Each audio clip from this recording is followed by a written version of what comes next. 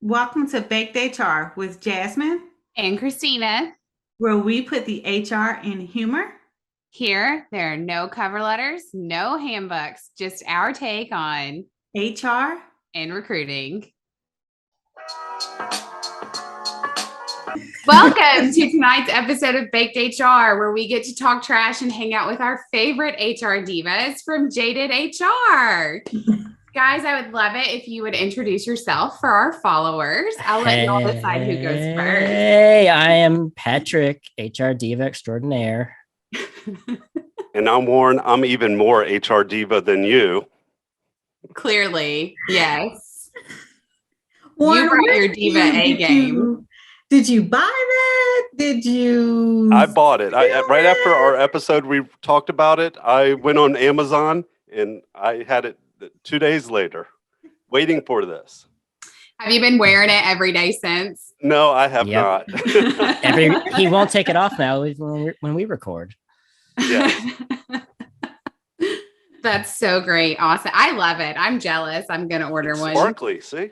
myself. It's definitely sparkly. All right, y'all. So we are going to start out. We have a few topics to cover with y'all tonight. A few little good questions that I am really waiting for. But we're going to start out with the most favorite thing that is happening in the world right now, which is quiet quitting. Now, if you don't know what quiet quitting is, I'm going to read to you exactly what quiet quitting is. Can't wait.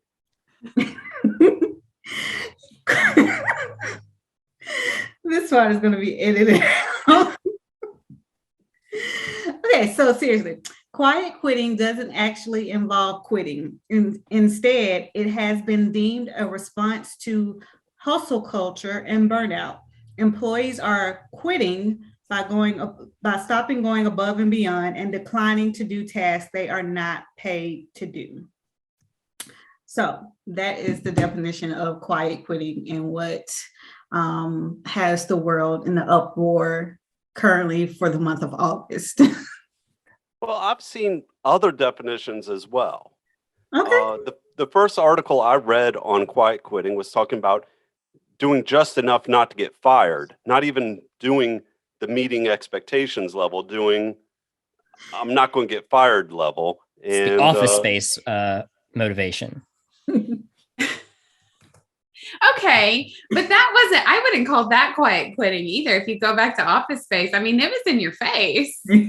Yeah. It was pretty in your face. I mean, who determines if it's just enough work to not get fired? Is it not just the right amount of work?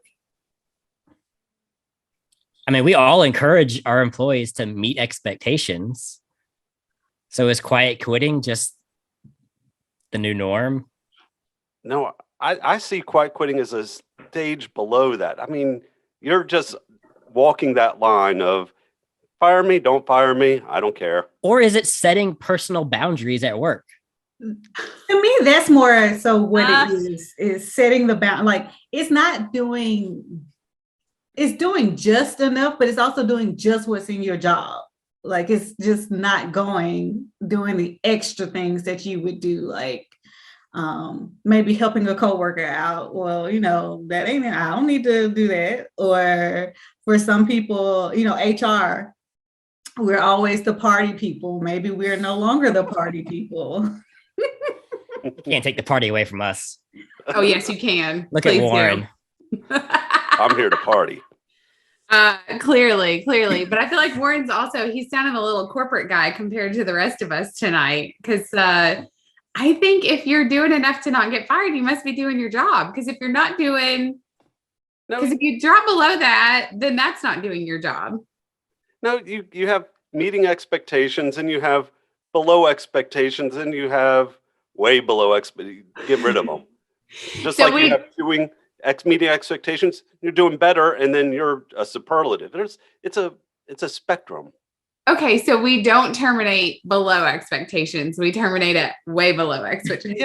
Yeah. A lot of people, that's how they live their life, even before quiet quitting. I'm just going to be below expectations, and yeah, I'll be Okay. happy with that. Okay. So do you think organizations should be doing something to encourage people to not quiet quit by your definition of quiet quit, Warren? Yeah, I do think there needs to be something done, especially in this hiring culture where there aren't enough people and jobs to fill, so we can't losing them. And I think that's what half of it is. They know they're not going to get. Maybe 2 years ago they would have been fired for doing this new level of bare minimum, but now, hey, they're not going to fire me. They can't hire anybody else to replace me. So I that's like what the they're going with. dress. I go for the dress for the job you want right now, which is a t-shirt, a hoodie, maybe pants. And Maybe. that's and that and Please that don't stand I up, just keep Patrick. that whole motto through with my work routine. Okay, well, I can support. I feel like, I say this all the time, and so you guys can just like kick me out of the Zoom meeting at any point now. It's totally fine. My feelings won't be hurt. I'll just like tell the rest of the story to my cat here. But I feel like during the pandemic, like the height of the pandemic, like it really challenged our priorities just as humans in general. And this is the aftermath of that people are saying, okay, I gave so much to my work before. And now I realize like I have to have other things in my life to feel like fully fulfilled. And that means putting up more boundaries at work than I had previously. Because like for me, if I were to transition from my normal work schedule to a quiet quitter, it would mean like, okay, Christina, leave at 5:00. Because you always stay till 6:30, leave at 5. You don't have to stay till 6:30. You choose to stay till 6:30. Would my boss be like, oh my God, she's quiet quitting? Probably any boss that I've had. But I think that is only something that I feel like I can put in place if I have motivating factors outside of work that say, you're going to feel better if you spend that time here doing whatever that is outside of work. Are you saying if we clock out at 5:00, we are a quiet quitter? Well, that's what the interwebs are saying about these quiet quitters, that they're just not going above and beyond and that they're logging off at 5 p.m. And most of the articles I read took that approach to it, that it's really just more of us, a misnomer of people having boundaries at work. Because I guess but maybe I'm interpreting it that way because here I am like, I'm like, Warren, if you're below expectations, we're just going to fire you when you're below expectations. But I didn't know there was a whole nother level before we would fire you. So Well, I think now we've grown into, maybe you didn't officially have below expectations and really below expectations, but now we basically have to, just because we need butts and seats sometimes. Because of the market. The market. Yeah, but why can't a job just be a job? Like, it's an ends to a means. If I didn't have to work, I would not be there. So if that's quiet quitting, then let's do this thing. I think that's why I'm annoyed by it, because it has to be labeled something like, oh, it has to be quiet quitting now. Like, no, I'm just doing my job. Just like companies, say all the time, or employees say all the time, you're paying me for these set amount of hours. I am here doing what needs to be done for this set amount of hours, and then I'm done. Like, that's it. But everyone, it has been conditioned to us that we have to work Monday through Friday from 9 to 5 for 40 hours every single day. You only have the 2 weekends off. And I think that's another reason why people are pushing the quiet quitting. It is a form of boundaries at work. And everyone is like, oh no, I want to be more flexible. I want, if I can come in at 10 in the morning and leave by 1 p.m. But as long as I've gotten my work done for the day, what's the harm in that? I think some countries are going to that too. Like, a lot of countries are playing with the 4-day work weeks and all these things. And like, we're lucky at this point that we have 40 hours, because what was it back when? People had to fight for that. Before, it was 10 hours or 12 hours. So we feel lucky now, but I don't necessarily need 40 hours to do my job. And there's a lot more less demand jobs than even mine that probably only need 20 hours, but they're still expected to have butts and seats. And that's just like a bad culture that we built. And it makes me sad that's how we are. I don't know. Our But work what is about determined. drive and ambition and competitiveness? I know my first HR job. Drive. I want to drive home. That's my drive. I want to go home. No, in my first recruiting job, we had a person, we'll call her Mary, and you could set your watch to her leaving at 5 o'clock every single day. And that was, everybody mocked and scorned her. Now, this was mid to late 90s, but people mocked and scorned her. I mean, it was a thing. And I don't know, maybe that imprinted me as a young person that, ooh, you don't do this. And I don't know.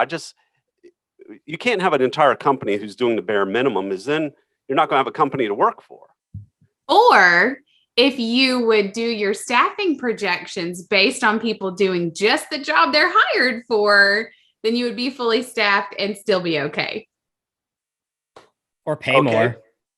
But now your revenue is taking a huge hit. You're going to have to raise your prices and all that other fun stuff. Now your Big Mac costs you $15 versus. All right, Fox News, get out of here. No, if you got to hire more people, and that's part of the problem. We just can't hire more people. Let me go to whatever the opposite end of Fox News is and just say, how about we cut that CEO salary and bonus? Yeah. There's no reason the CEO should be making $1.2 million a year and getting $65,000 bonuses. There's also a billionaire should not exist. So there's a lot to work there. Oh, you know what? I got to get control of this conversation, but it sounds like we're going to need another episode. I like it. That's another episode, Nance. I do think, Warren, that there's some truth in the idea that was just like your first impression of work. And so it was burned into you, because I can totally relate to that. And it was like, if you didn't work 75 hours a week, you didn't care about your job. Mm-hmm. That was stupid, because I look back at that job and I was paid exactly the amount that they could pay me to make me salaried and get away with it. It was like $420 a week back then. And I'm working 65, 70 hours a week, growing a company because I had fun doing it. I loved my job, lining their pockets with millions and millions and millions of dollars. For what? For burnout, for my relationship to be at risk, for my stress levels to be high. I wasn't healthy. Like, I think that we have put all of those side effects under a microscope, and we're saying kind of collectively, we can't keep doing this to ourselves for a company that's always going to do what's best for the company, no matter what, no matter how much they like you, no matter how much you hustle for them. Absolutely. So, there's a thought there, but this was interesting. This was fun, Jasmine. That was a good question. It was. I mean, I like the fact that we're getting everyone's take on quiet quitting, because currently it's taking over the world. And these are the type of conversations that if it truly continues, we've already seen where people are talking about, let's talk to the executives. What are the executives going to talk about? Quiet quitting. How are we going to address this to our staff, and everything? So, I mean, now, here's my question: how broad do you think that this quiet quitting is, or is it something that started on TikTok and it got blown up? It's not what we really think it is. It's, like the red Starbucks cup drama that was like one person, or is it? Yeah. Yeah. It started on TikTok, didn't it? I think it did. That was the thing. Yeah, I can't keep up with all the apps, but yes, it did start. It started on the TikToks, and I just want to clarify that Jasmine's probably on social media more than any of us, and she's saying she can't keep up with all the apps. There's no hope for us. You would be surprised. But yeah, I think I read an article from NPR that like linked back to a TikTok video that started it. Supposedly, I didn't do a deep dive, but I think that you're probably right, Warren. It's not as big as people think it is, but because we've put this weird title on it, that's why everyone, including us, we're like so ready to jump on it and be like, what the hell are you talking about? Like, these people do just the job you hired them to do. If you want them to do more, pay them more. And so here we are having that conversation. So before we switch to the next thing, I do want to ask y'all, if you were to go into work tomorrow and the executive team wanted to talk about quiet quitters at your organization, how would you handle that? I'd have to start by asking their definition. Is it my definition? Is it y'all's definition of quiet quitting? Their definition is yours. You have to figure out what's the definition we're going to work with, and then and then I would ask them for examples. Who, what, how, what's going on? Why do you think that Warren's quiet quitting on you? What's giving you that idea, and what behaviors is he displaying, so that we can see, do we really have an issue, or are we blowing crap out of proportion here? Because it's the new catchphrase. It's the new, great resignation. It's the new great return. It's the new HR catchphrase that, and now I guarantee within 30 days, we're going to have some experts. I'm going to get solicitation saying, no, we will solve your quiet quitting problem. Just pay us enough buttloads of money. It always comes back to someone soliciting to Warren. I think it's going to be within the next 10 days. It's been out for at least 10 already. They are just making the content now so they can then putting their slides. We're giving it to them. We're giving them content. It's going to be that diva consulting firm that yes. Maybe. It might. Oh my gosh, that's good. No, I really love that answer, because I think too often HR professionals kind of have like a fight or flight moment when something comes out of the executive team's mouth, and saying like, hey, let's stop, breathe, who, what, when, where, why, how, before we go burning it all down and trying to implement a new program. So. And why do you think you're having it now just because they put a word to it? It's been happening forever. If it's people just doing the bare minimum. And if that's the true definition of quiet quitting, doing the bare minimum, if you're meeting expectations, not falling any stage below that, then fine, be that way. I don't care. But if you're falling below, we're putting you on a PIP. Yeah, if you get too far below, you're getting on a PIP. And then they'll peak up and they'll ride, and I don't know how long your PIP program is, if it's 60-day, a 90-day, or 180, 181, right back at it, baby. They set a calendar event.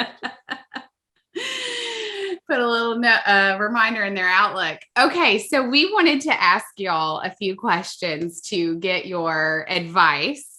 Again, I'll let y'all pick who goes first. Y'all pick who goes first before I pick my first question. Warren. Patrick. All right, I'll do it. The worst game of rock, paper, scissors I've ever seen in my life.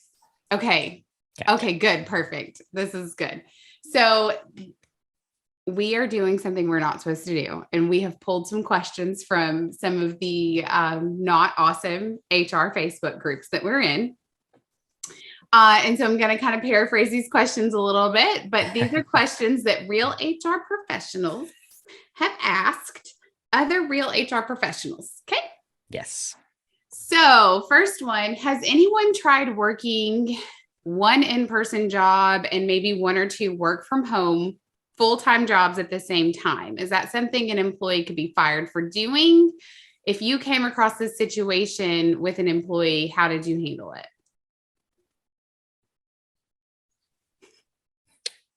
I would ask them if they were quiet quitting the job here. They're quiet quitting all three. They are. I'd applaud them for having 3 jobs. I did that in college. I don't want to do that again. I would applaud them for their work ethic. They are out there hustling. I'm not about that more than one job life anymore. I guess that's not true, because my day job and then BakedHR is kind of becoming a job, Jazz. We need to talk. We need to talk. Okay, that's fair. That's fair. I think I've worked with companies who have had like moonlighting policies. that you've had to like get everything cleared beforehand. And then I've known a lot of people who just keep their second jobs quiet. When I went to work for a local corporate, like high-tech engineering place, I kept my bartending job just in case I didn't like my new HR job. I kept it for months and it paid better than my HR job did too. Up until 2018, I was doing essentially 2 jobs all the time, and it didn't conflict, and I had a good time at it. What were your 2 jobs? Were they very different? Very different. I'm a baseball umpire and HR person. yeah. So. Oh my God, you couldn't Yeah. pay me enough to be a baseball. What age range were you umping for? I did everything from little kids to college Division II postseason. I gotta imagine the little kids' parents were the worst. It's the younger the game, the worse it was. Yeah. Oh, God bless you. That's why I'm not doing it anymore. I've been asked umpteen times, "Are you coming back? You coming back?" I said, "Nope." Yeah, that's crazy. Okay, Warren, this one's for you. Okay. I just love it. We see this question all the time, so I want your real advice. Hi, I just signed up to take my SHRM certification test. Can anyone recommend a good prep class that won't break the bank? Is this certification going to help me in my career? I'm not recommending jack shit to you. If you are with SHRM, registering for SHRM or HRCI, it doesn't matter which one, you've been spammed to hell with all of their certification course, test prep, and everything else like that. As soon as you Google it, you're getting every private organization, every local college, university. Hey, we have an HR prep course, things like that. So no, I'm not going to answer that question for you. Go ahead and Google it, and you probably are going to fail anyways. It doesn't matter at that point of your career. Wow. Will the certification help your career? Not really. I think you're probably right. They're probably not headed in the right path, because why did you sign up for it and then ask if it was going to help your career? There are so many people in those groups that do that. So many. And my thing is like, just go back up the thread. I promise you, in the last 5 days, someone has asked the exact same question. 30 times. Yes. But it's not going to help your career, really. It might help you get into your first job, but the book knowledge is not the real world knowledge. And there are plenty of people out there who can study and pass an exam, but they can't apply it in the real world. So, I've between the HRCI and the SHRM certifications, I've had them all basically, and And now there's a new HR business partner certification. Shut up. I sent you that screenshot. Did you? Yes. Which one offers that? SHRM or HRCI? I'm not sure which one offers it. Someone just said that they saw it. It was, I think it was LinkedIn. I don't even think it was Facebook. I think it was LinkedIn that I saw it. But they wanted to inquire about the HR business partner. We can't even agree on the definition of an HR business partner. What kind of certification are you making for them? One that will make them money. And that's another thing. And honestly, there's a lot of sham job companies out there. I've got an upcoming show notes for an upcoming episode about this, but I saw somebody's email signature had all these certifications and everything. I was like, oh, what is that? Let me look into that. I looked at it, and the website this comes from looks like a middle schooler did the website. And Angel Fire. One of those old, was it Angel Fire? The ones back in the day? I don't know, the GeoCities and the, things like it looked like a middle schooler did the certification. She had like 8 of their certifications. I'm like, oh boy, you just wasted a lot of money. Oh no, you think it wasn't our friend? Do you think, Jasmine? Is he peddling certifications yet? I don't think so. All right. I don't want to get too far off track. Okay. This one is another, you know what? You get nothing before it. Let me just ask it. HR pros, biweekly payroll or semi-monthly? Which do you prefer and why? Easy, semi-monthly. You're doing 2 less payrolls a year. It's easy. It makes it easier for everybody. It sucks administratively. It sucks for the employees, though. Right? Yeah. Why are you asking us? Ask your employees. Yeah. Stop asking us shit that you should be asking your employees. If you can ask it and adjust it, then you can ask your employees. But I prefer my payroll outside of HR. Very much so. Yeah. Very much so. The right answer. Right? I was hoping one of y'all were going to just bust out of the gate with that, but nope. Warren's over here analyzing the business reasons and giving us real answers. Too many SHRM courses where I have to do SWOT analysis and shit like that. They've gotten to you. Okay, this is my last one. Okay. This is the good one. Don't hype it up, Jasmine, because it might be lame. You and I might be the only ones that that were like, wait a minute.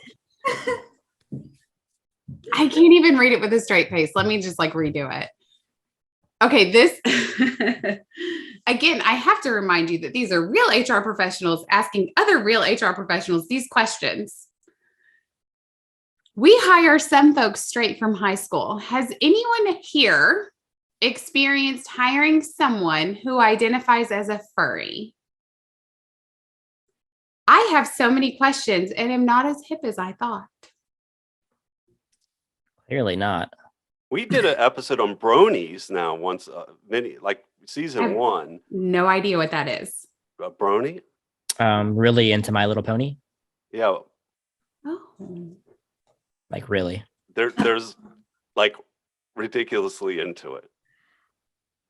What does that have to do with work? Yeah, that's kind of my. No, I guess if you're, for furries, would that, if it doesn't interfere with the job, I don't see why that would matter unless they're wearing a tail, like in a fast food or like a restaurant, and it's some kind of safety issue. You know what I mean? Like where your tail might get in the way or something. Yeah, I mean, it's a lifestyle thing. Maybe they just come in with their little kitten headbands rather than a big pink sparkly one, and that satisfies their furriness or what have you. But yeah, How would they know? They told them. I'm a furry. Like, yeah. I really don't understand this whole scenario. What I would love to do is read the comments to these questions, what other HR professionals, because that's almost as good as those HR questions, because the comments and the responses people get are so stupid. I have to think sometimes they're just trolling them. I'm like, if I created a fake Facebook account, I'd go in and I would troll the hell out of those HR. Oh, let's do that. Give the worst HR advice ever. No, we can just share one profile and all just like log in whenever you have time. You just troll, you do whatever you want. This one, when I screenshot it, even though we're not supposed to, was already up to 81 comments. And so people were explaining like what it means to be a furry. So I did learn that. Which a lot of people were basically saying like, this has nothing to do with work. I don't know why you're asking us how we would handle somebody who identifies as a furry, because it's not like they're putting that on their benefits enrollment. They're not putting that they're a furry on their benefits enrollment. So that was my question. Is it, I mean, because if that was the thing where they were just saying that maybe they identify as a furry, they were coming into work, okay, cool, whatever.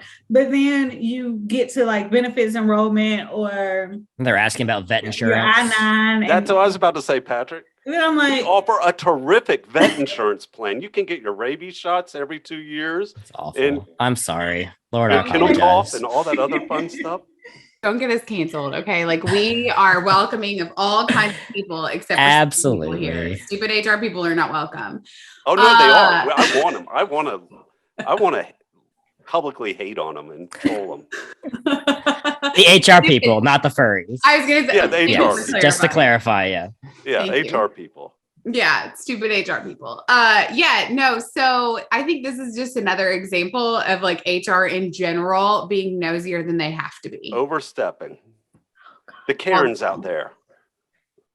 That's part of the fun though, isn't it? Like we need that drama in our life a little bit just to survive. Yeah, I mean, I flourish off of these Facebook groups some days. Yes. Some days, this is the one thing that can bring me some joy because I can make you feel good about yourself. Like, Why? You know, we're hating on Facebook groups, but Jasmine and I have phones full of screenshots from Facebook groups, from LinkedIn, from Twitter. Our observations have no limits. Okay. All right. All right, y'all. So we are going to wrap up this episode here. First, before we end, let everyone know where we can find you all for Jaded HR. Well, our podcast launches about every 2 weeks on Thursdays. On your favorite podcast player. I'm horrible at social media. You can find me on Instagram most of the time. If you find me at all, slide into our DMs, as the cool kids say. And They don't say that. That was cringeworthy, huh? But did I say Stay out of our wrong? DMs. Does that not mean what I think it means? But check us out on Instagram and download our podcast anywhere you can download podcasts, Jaded HR. All right, and we will make sure all of that is in the show notes below. Thank you all for joining us tonight. And until next time, we'll see you later. All right. Thank you.